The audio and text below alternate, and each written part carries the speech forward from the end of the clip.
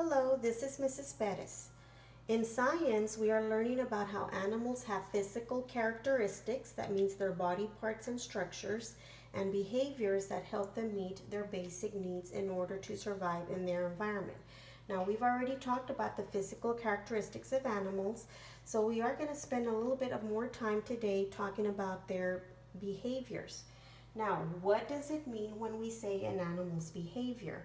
This means the things that animals do to survive, okay?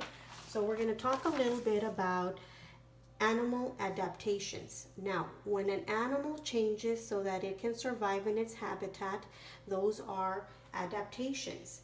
We've already talked about physical characteristics, and these involve adaptations that involve, for example, camouflage. When an animal like a lizard will change its color of its skin to blend in with its environment.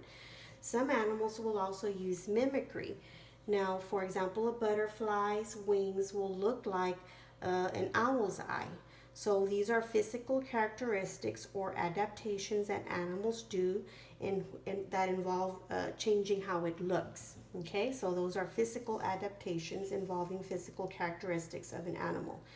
Now, behavioral adaptations. We're going to talk about behavioral adaptations that involve movement. Now, remember, behavioral adaptations involve how an animal will change how it acts. So, again, involving movement. We've already talked about migration. Now, you remember migration is when animals move from one region to another region, and usually this happens when weather changes. So why do they do that? They do that for searching for better climate, to find more food, and of course to find a safe place to live. Animals will also hibernate. So hibernation, for example, bears will sleep in the winter to save their energy. So they are moving, looking for an area to hibernate in the cold winter time.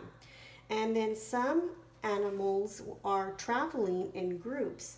So for example, the lion will hunt in packs, fish will travel or swim in groups, and these are all movements that are necessary in order for animals to survive in their environment.